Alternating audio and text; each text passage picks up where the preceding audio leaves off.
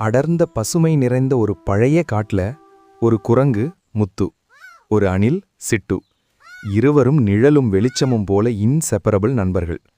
முத்து வலிமை கொண்டது, சிட்டு சின்னது, ஆனா மனசு பெரியது. ஒவ்வொரு நாளும் முத்து மரங்களிலிருந்து பழங்களை பறித்து தரும். சிட்டு அதை சின்ன சின்ன துண்டுகளாக பிரித்து, நீ அதிகமா சாப்பிடு, நீ பெரியவன்னு சொல்லும். முத்து சிரிக்கும், ஆனா அந்த சிரிப்புக்குள் ஒரு சோகம் இருந்தது. அதுக்கு யாருக்கும் காரணம் தெரியாது.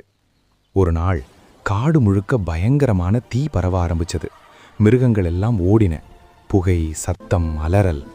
முத்து ஓடிக்கொண்டே திரும்பி பார்த்தது. சிட்டு, அணில் இன்னும் பின்னாலே. சிட்டு ஒரு மரக்கிளையில் சிக்கிக்கொண்டது. அதோட சின்ன கால்கள் நடுங்கின. முத்து, போயிடு, உன்னால தப்பிக்க முடியும்னு கத்தினது. ஆனா முத்து போகவில்லை.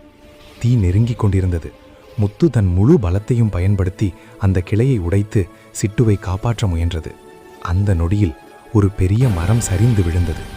புகை அடங்கியதும் காடு அமைதியாகியது. சிட்டு மெதுவா கண் திறந்தது. அதன் அருகில் முத்து அசையாமல் கிடந்தது. முத்து, எழுந்திரு. சிட்டு அழுதது. நீ இல்லாம நான் எப்படி பழம் சாப்பிடுவேன்? யார் என்னை காப்பாத்துவாங்க? பதில் இல்லை. சிட்டு முத்துவின் கையை பிடித்துக்கொண்டு முதல் முறையாக அந்த காட்டில் ஒரு சின்ன அணில் அடங்காமல் அழுதது. அந்த நாளிலிருந்து அந்த மரத்தடியில் ஒரு அணில் மட்டும் தினமும் உட்காரும். பழம் எடுத்தால் அதை 2 பாகமா பிரிக்கும். ஒன்று தன்னுக்காக, மற்றொன்று திரும்ப வராத நண்பனுக்காக.